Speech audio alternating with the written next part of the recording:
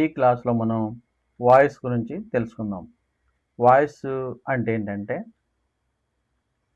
Verb subject మీద ఆధారపడి ఉందా లేకపోతే కరం మీద ఆధారపడి ఉందా అని తెలియజేసే వ్యాకరణ రూపాన్ని వాయిసెస్ అంటాం. అంటే సబ్జెక్ట్ మీద బేస్ అయి ఉంటే యాక్టివ్ వాయిస్, అలాగే ఆబ్జెక్ట్ మీద బేస్ అయి ఉంటే పాసివ్ వాయిస్ అవుతుంది. మీకు తర్వాత చెప్తాను, ఇది కిందకి వెళ్ళే కొలది. ఇక్కడ వాయిసెస్లో active voice to passive voice conversion ఇలా ఉన్నాయి. అంటే యాక్టివ్ వాయిస్ ఉంది, పాసివ్ వాయిస్ ఉంది. ఇందులోనూ యాక్టివ్ వాయిస్ అంటే ఏంటి, పాసివ్ వాయిస్ అంటే ఏంటి, వీటికి ఎలా కన్వర్షన్ చేయాలో ఇప్పుడు ఈ క్లాస్లో మనం నేర్చుకుందాం. యాక్టివ్ వాయిస్ ఏంటంటే సబ్జెక్ట్ పనిచేస్తే అది యాక్టివ్ వాయిస్, అంటే కర్త. సబ్జెక్ట్ అంటే ఏంటంటే కర్త, ఇది పనిచేస్తే యాక్టివ్ వాయిస్ అంటుంది. స్ట్రక్చర్ చూడండి ఎట్లా ఉంది, subject plus verb plus object. అంటే ఇక్కడ యాక్టివ్గా చెప్పాలంటే రామ్ రైట్స్ ఏ లెటర్, డైరెక్ట్గా చెప్తుంది. రామ్ రైట్స్ ఏ లెటర్, రాముడు ఉత్తరం రాశాడు. షీ టీచర్స్ ఇంగ్లీష్, ఆమె ఇంగ్లీష్ బోధించింది. దే ప్లే క్రికెట్, వాళ్ళు క్రికెట్ ఆడారు.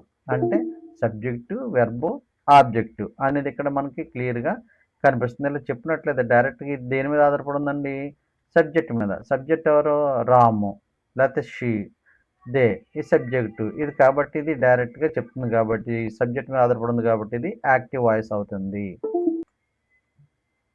ఇప్పుడు పాసివ్ వాయిస్ చూద్దామండి. పాసివ్ వాయిస్ ఏంటని చెప్పాం, ఆబ్జెక్ట్ మీద కరెక్ట్గా ఆబ్జెక్ట్ మీద ప్రధానంగా ఉండి పని చేయబడితే అది పాసివ్ వాయిస్ అవుతుంది అని చెప్పాం కదా. ఆబ్జెక్ట్ మెయిన్ ఇక్కడ అనమాట. అంటే ఆబ్జెక్ట్ ప్లస్ ఇందాక ఇక్కడ ఫస్ట్ ఏం వచ్చిందండి, యాక్టివ్ వాయిస్లో సబ్జెక్ట్ వచ్చింది, కానీ ఇక్కడ ఆబ్జెక్ట్ పాసివ్ వాయిస్లో ఆబ్జెక్ట్ వస్తుంది. Object plus helping verb plus V3 plus by plus subject అని వస్తుంది. పాసివ్ వాయిస్లో చూసారా స్ట్రక్చర్ ఎట్లా ఉందో, ఫస్ట్ ఆబ్జెక్ట్ వస్తుంది, object helping verb V3 by subject ఇట్లా వస్తుంది. ఎగ్జాంపుల్ చూడండి, a letter is return by Ram, English is taught by her, cricket is played by them. ఇందాక ఏమొచ్చిందండి యాక్టివ్ వాయిస్లో, రామ్ రిటర్న్ ఏ లెటర్, లేకపోతే షీ టాట్ ఇంగ్లీష్ సబ్జెక్ట్ అని direct చెప్పాం. They play cricket అన్నాం. ఇక్కడ వచ్చేసరికి ఏమవుతుంది, ఇక్కడ ఆబ్జెక్ట్ ఫస్ట్ వస్తుంది. A letter is return by Ram, English is taught by her, cricket is played by them. ఇట్లాగా ఆబ్జెక్ట్ బేస్ చేసుకుని వస్తుంది, కాబట్టి అది పాసివ్ వాయిస్ అని వస్తుంది. ఇప్పుడు యాక్టివ్ నుంచి పాసివ్ వాయిస్ కన్వర్షన్ ఎట్లా చేయాలనేది కొన్ని రూల్స్ చూద్దామండి. ఇక్కడ ఫస్ట్ స్టెప్ 1లో ఆబ్జెక్ట్ను సబ్జెక్ట్ స్థానంలోకి తీసుకురావాలి.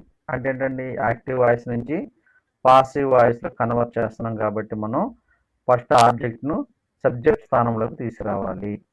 అలాగే టెన్సెస్కు తగిన హెల్పింగ్ వెర్బ్ వాడాలి. స్టెప్ 2. థర్డ్ వన్ ఏంటండి, మెయిన్ వెర్బ్ను V3 అంటే పాస్ట్ పార్టిసిపుల్గా మార్చాలి. అలాగే ఫోర్త్ చూడండి, ముందున్న సబ్జెక్ట్ను బై ప్లస్ సబ్జెక్టుగా చివర రాయాలి. Helping verbs for passive voice tenses అండి, present simple, present continuous, present perfect, past simple, past continuous, past perfect, future simple, future perfect. ఇట్లా చూస్తే మనం ప్రజెంట్ సింపుల్ చూస్తే రైట్స్ అని వచ్చింది మనకి యాక్టివ్లోను. పాస్లో ఎలా వస్తుందండి, am are is are plus V3 అని వస్తుంది. అట్లాగే చూడండి ఇక్కడ కూడా ప్రజెంట్ కంటిన్యూస్ అయితే ఈజ్ రైటింగ్ అని వస్తుంది. తర్వాత am is are plus being plus V3 వస్తుంది. అలాగే ప్రజెంట్ పర్ఫెక్ట్ అంటే హ్యాజ్ రిటర్న్. ఇక్కడ ప్రజెంట్ కంటిన్యూస్లో ఈజ్ రైటింగ్ అని వస్తే పర్ఫెక్ట్ ప్రజెంట్ పర్ఫెక్ట్లో హ్యాజ్ రిటర్న్ అని వస్తుంది. చూడండి ఇక్కడ ఏమొచ్చింది, has am is are plus being plus V3 అని వచ్చింది. అలాగే ప్రజెంట్ పర్ఫెక్ట్లో హ్యాజ్ రిటర్న్ అండి, హ్యాజ్ హ్యావ్ విత్ V3 అని వచ్చింది.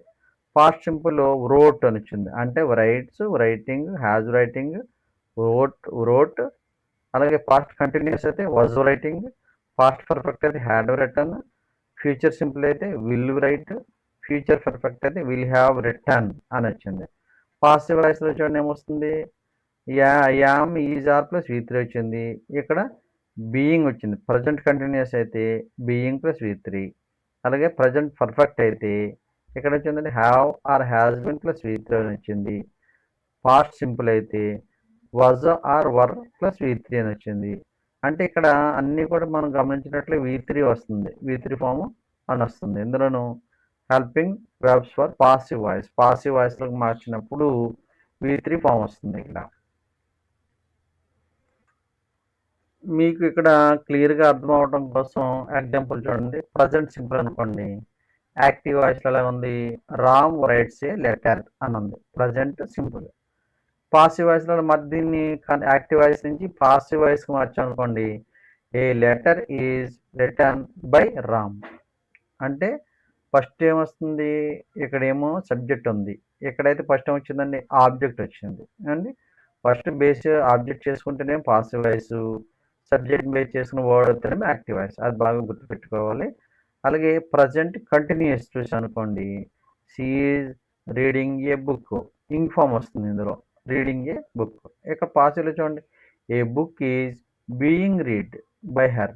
బీయింగ్ రీడ్ బై హర్ అంటే ప్రజెంట్ కంటిన్యూస్లో పాసివ్ వాయిస్లో అయితే రివర్సల్ చెప్తాం. దేన్ని బుక్ చేసే ముందు ఆబ్జెక్ట్ని ఫస్ట్ బేస్ చేసుకుని మనం చెప్తాం కాబట్టి ఇందులో పాసివ్ వాయిస్లో ఫస్ట్ ఆబ్జెక్ట్ వస్తుంది. అలాగే చూడండి ప్రజెంట్ పర్ఫెక్ట్ చూస్తే they have completed the work. They have completed the work అన్నాడు. పాసివ్ వాయిస్లో వస్తుందని ఫస్ట్ వర్క్ వస్తుంది చూడండి. The work has been completed by them. The work has been completed by them అంటే ఇక్కడ ఎప్పుడు కూడా మనకి యాక్టివ్ వాయిస్లో వచ్చేసరికి ఏమో సబ్జెక్ట్ వస్తుంది. పాసివ్ వాయిస్లో వచ్చేసరికి ఫస్ట్ ఆబ్జెక్ట్ అనేది వస్తుంది. ఇప్పుడు సింపుల్ పాస్ట్ అని చెప్దామండి. సింపుల్ పాస్ట్ లేదా పాస్ట్ సింపుల్ అని. సింపుల్ పాస్ట్లో ఎలా ఉంది? యాక్టివ్ వాయిస్లో the teacher praised the boy. Teacher ఏం చేశారు? బాయ్ని పొగిడాడు. పాసివ్ వాయిస్లో the boy was praised by the teacher అంటే టీచర్ ద్వారా పొగడబడ్డాడు బాయ్. అండ్ ఇక్కడ అట్లా చూడండి పాస్ట్ కంటిన్యూస్లోకి వచ్చానుకోండి. They were cleaning the room. They were cleaning the room. ఇక్కడ ఏమొస్తుందండి? ఎన్నిసార్లు చూసినా కూడా యాక్టివ్ వాయిస్కి పాసివ్ వాయిస్కి తేడా ఏంటంటే సబ్జెక్ట్ని బేస్ చేసుకుని మాట్లాడితే యాక్టివ్ వాయిస్, ఆబ్జెక్ట్ని బేస్ చేసుకుని అక్కడ సెంటెన్స్ ఉంటే అది పాసివ్ వాయిస్. చూడండి ఇక్కడ చూడండి. The room was being cleaned by them. Past perfect ఇక్కడ చూడండి. She had finished the work. Past పర్ఫెక్ట్లో ఇక్కడ the work had been finished by her. చూసారా? అబ్జర్వ్ చేశారా బాగా? Future simple. ఫ్యూచర్ సింపుల్ ఎలా వస్తుందంటే విల్ అని వస్తుందని చెప్పాం కదండి. ఎప్పుడు కూడా ఫ్యూచర్ ఎప్పుడు కూడా విల్ అనేది వస్తుంది కాబట్టి చూడండి అక్కడ ఆల్రెడీ అది ఫ్యూచర్లో ఉందా, లేకపోతే పాస్ట్ టెన్స్లో ఉందా, ప్రజెంట్ టెన్స్లో ఉన్నది అందులోనే ఇచ్చేస్తాడు. మన క్వశ్చన్లోనే ఉంటుంది కాబట్టి కంగారు పడక్కర్లేదు. కానీ అయితే అది ఏ టెన్స్లోకి ఎలా మార్చమనేది తెలుసుకొని మనం క్వశ్చన్ని 1-2 సార్లు చదివితే ఈజీగా మనం రాయగలుగుతాం. చూడండి ఇక్కడ ఫ్యూచర్ సింపుల్లోను he will complete the project. He will complete the project. ఇది పాసివ్ వాయిస్లో రాయాలి ఏంటండి? ఎలా రాయాలి? The project will be completed by him. Will be అవ్వలేదండి, ఇంకా ఫ్యూచర్ ఇది. The project will be completed by him. అలాగే చూడండి ఫ్యూచర్ పర్ఫెక్ట్. యాక్టివ్లో she will have return the letter. She will have return the letter. పాసివ్లో the letter will have been return. చూసారా? ఇక్కడేమో యాక్టివ్లో she will have return the letter అని వచ్చింది. Passive వచ్చేసరికి the letter will have been వస్తుంది పాసివ్లో. ఆ పైగా రిటర్న్ బై లెటర్ ఇట్లా వస్తుంది కాబట్టి మనం ఇక్కడ జాగ్రత్తగా అర్థం చేసుకోవాలి. ఇక్కడ ప్రొనౌన్స్ యాక్టివ్ వాయిస్లో ఎలా ఉంటే పాసివ్ వాయిస్లో ఎలా మారుతుంది అనేది ఇక్కడ కొన్ని ఎగ్జాంపుల్స్ ఇవ్వటం జరిగింది చూడండి. ఇక్కడ ఐ అని వచ్చిందండి యాక్టివ్ వాయిస్లో. పాసివ్ వాయిస్లో మీ అని వస్తుంది. అలాగే we, us, you, he, him, she, her, they, them, it ఇట్లాగా యాక్టివ్ వాయిస్లో కాస్త పాసివ్ వాయిస్లోకి ఇలా చేంజ్ అవుతాయి. ఇప్పుడు టెట్ మోడల్లో క్వశ్చన్ ఎలా అడుగుతున్నాడు చూడండి. Change into passive voice. చూడండి ఏమి ఇచ్చాడు, ద టీచర్ టీచర్స్ ఇంగ్లీష్. అంటే ఇది యాక్టివ్ వాయిస్లో ఉంది కదండి. ద టీచర్ టీచర్స్ ఇంగ్లీష్ అన్నాడు. మనం దీన్ని పాసివ్ వాయిస్లోకి మార్చాలంటే ఇందులోనూ సబ్జెక్ట్ ఏదండి, టీచరు. ఆబ్జెక్ట్ ఏదండి ఇక్కడ, ఇంగ్లీష్. ఇక్కడ మనం చూడండి, ద టీచర్ టీచర్స్ ఇంగ్లీష్ అన్నాడు. ఇప్పుడు ఫస్ట్ ఏం రావాలి మనకి, ఆబ్జెక్ట్ రావాలి. ఆబ్జెక్ట్ రావాలంటే సబ్జెక్ట్ స్థానంలోకి టీచర్ స్థానంలోకి ఆబ్జెక్ట్ రావాలి, ఇంగ్లీష్ రావాలి. English is taught by the teacher. Taught by the teacher అర్థమైంది కదా. ఇప్పుడు English is taught by the teacher అంటే ఇక్కడ సబ్జెక్ట్ కాస్త ఆబ్జెక్ట్లోకి వెళ్తుంది, ఆబ్జెక్ట్ కాస్త సబ్జెక్ట్లోకి వస్తుంది, తర్వాత బై అనేది యాడ్ అవుతుంది ఇక్కడ పాసివ్ వాయిస్లో. ఇలాగా మనం కొంచెం అవగాహన కలిగి ఉంటే మనం ఈజీగా ఆన్సర్ పెట్టవచ్చు. ఈ క్లాస్లో మనం రిపోర్టెడ్ స్పీచ్ అంటే డైరెక్ట్ ఇండైరెక్ట్ స్పీచ్ల గురించి, అన్ని రకాల వాక్యాల గురించి చూద్దాం. రిపోర్టెడ్ స్పీచ్ అంటే ఏంటంటే ఒక వ్యక్తి చెప్పిన మాటలు అచ్చంగా అంటే ఎనోటెడ్ కామాలో చెప్పడం లేదా మన మాటలు చెప్పడాన్ని రిపోర్టెడ్ స్పీచ్ అంటాం. ఈ రిపోర్టెడ్ స్పీచ్లో రెండు రకాలు ఉన్నాయండి. ఒకటి డైరెక్ట్ స్పీచ్, రెండవది indirect speech all reported speech. పరోక్షంగా అంటే ప్రత్యక్ష వాక్యం కానీ పరోక్ష వాక్యం కానీ ఉంటుంది. అంటే రిపోర్టెడ్ స్పీచ్లో డైరెక్ట్ ఇండైరెక్ట్ స్పీచెస్ ఉంటాయి. ఇప్పుడు మనం డైరెక్ట్ స్పీచ్ అంటే చూద్దాం. స్పీకర్ చెప్పిన మాటలను కొటేషన్ మార్క్స్లో యథాతథంగా రాయటం. అంటే ఎగ్జాంపుల్ ఇచ్చాడు చూడండి ఇక్కడ, రవి సెడ్ ఏం చెప్పాడు, ఐఎమ్ హ్యాపీ. ఇది ఎనోటెడ్ కామర్స్లో పెట్టేశాడు కాబట్టి రవి సెడ్ ఐఎమ్ హ్యాపీ అని వచ్చింది. అంటే ఇది డైరెక్ట్ స్పీచ్ ఇది. అలాగే ఇండైరెక్ట్ స్పీచ్లో అలాగే ఇచ్చాడు చూద్దాం చూడండి.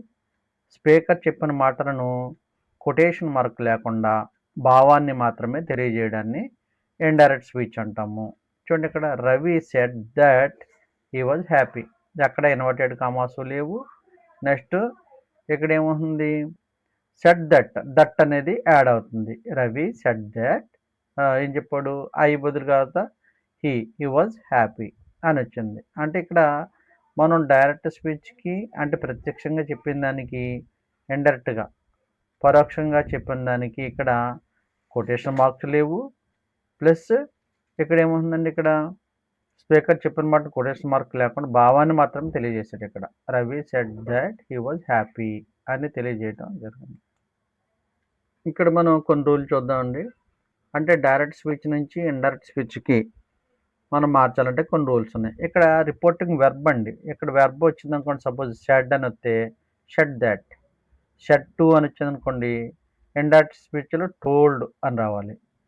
అలాగే సేస్ టు అని వచ్చింది అనుకోండి, టెల్స్ అని రావాలి. విల్ సే అని వస్తే టు విల్ టెల్ అని రావాలి. అలాగే ప్రొనౌన్లో చూడండి, ప్రొనౌన్ చేంజెస్ ఎలా చేంజ్ అవుతుంది. నౌన్ ప్రొనౌన్ అనుకోండి, సో ప్రొనౌన్ అంటే ఐ వచ్చింది అనుకోండి, హీ ఆర్ షీ కింద మారుతుంది.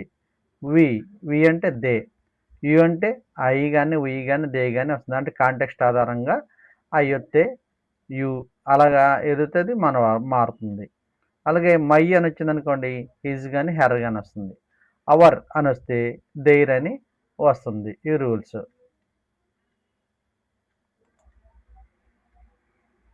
టెన్స్ చేంజ్ ఎందుకంటే టెన్సెస్ చూడండి, డైరెక్ట్లో ప్రజెంట్ సింపుల్ అయితే ఇక్కడ డైరెక్ట్ స్పీచ్ అవుతుంది. పాస్ట్ సింపుల్ అయితే ఇండైరెక్ట్ స్పీచ్ అవుతుంది. అలాగే ప్రజెంట్ కంటిన్యూస్ అయితే ఇండైరెక్ట్లో పాస్ట్ కంటిన్యూస్ వస్తుంది. డైరెక్ట్లో ప్రజెంట్ పర్ఫెక్ట్ అయితే ఇక్కడ past perfect. Past simple, past perfect.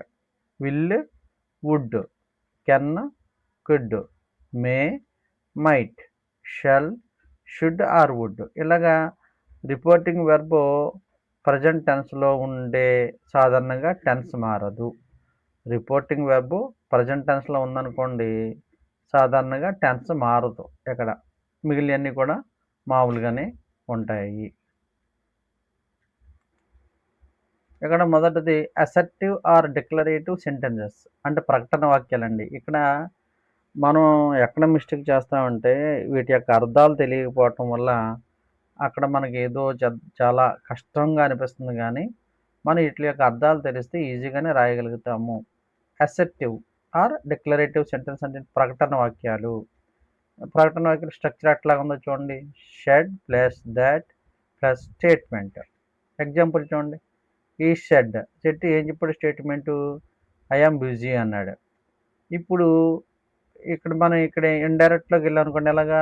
He said that he was busy. He said that అతను చెప్పాడు హీ వాజ్ బిజీ, నేను బిజీగా ఉన్నానని చెప్పాడు. అట్లాగా అసర్టివ్ అంటే ప్రకటన వాక్యాలు ఇవి. ప్రకటన వాక్యాలు వచ్చినప్పుడు ఈ విధంగా వస్తుంది. ఏమొస్తుంది? ఈ సెడ్ ఐ యామ్ బిజీ అనేది ఏమో డైరెక్ట్. అలా కాకుండా ఈ said that he was busy అనేది ఇండైరెక్ట్లోకి వస్తుంది. ఇంటరోగేటివ్ సెంటెన్సెస్ అంటే ప్రశ్నార్థక వాక్యాలు. ఇక్కడ చూడండి ఎస్ఆర్ నో క్వశ్చన్స్ అంటే asked plus if or whether అని వచ్చింది. చూడు డైరెక్ట్లోనే ఇచ్చాడు ఈ సెడ్ ఆర్ యు రెడీ అంటే ఇక్కడ ఏముందండి ఇంటరోగేటివ్ సెంటెన్స్ ఎక్కడ వచ్చింది ఏంటండి ప్రశ్నార్థం వచ్చింది interrogative sentence. He said are you ready, నువ్వు రెడీ అయిపోయి అడిగాడు అతను. ఇప్పుడు ఇండైరెక్ట్లో ఏం చెప్తాం? ఈ ఆస్క్డ్ ఏమొస్తుందండి ఇఫ్ కానీ వెదర్ కానీ రావాలి కదా. He asked if I was ready, if I was ready అని. అలాగే డబ్ల్యూహెచ్కి వచ్చింది చూడండి. ఇక్కడ ఏమొస్తుంది? ఆస్క్డ్ ప్లస్ డబ్ల్యూహెచ్ వర్డ్ వస్తుంది. ఆస్క్డ్ ప్లస్ డబ్ల్యూహెచ్ వర్డ్ వస్తుంది. ఇక్కడ ఏమొచ్చింది చూడండి. డైరెక్ట్లో she said where do you live, she said where do you live. ఇక్కడ మరి ఇండైరెక్ట్లో ఎలా వస్తుందండి? ఇక్కడ she asked where I lived, she asked where I lived. ఇట్లాగా ఇంటరోగేటివ్ ప్రశ్నార్థకంలో మనం ఈ విధంగా రాస్తాం మనం. Imperative sentences. ఇంపరేటివ్ అంటే ఏంటంటే అభ్యర్థన వాక్యాలు, ఆజ్ఞ లేదా ఇంపరేటివ్ సెంటెన్సెస్. ఇక స్ట్రక్చర్ చూడండి ఎట్లా ఉంది. Told, order, requested, advise plus object plus 2 plus V1 V3. అలాగా ఇక్కడ చూడండి ఎగ్జాంపుల్ చూసాం అనుకోండి. ఇక్కడ the teacher said to the boy sit down అని చెప్పాడు. అంటే ఇది డైరెక్ట్ అయింది.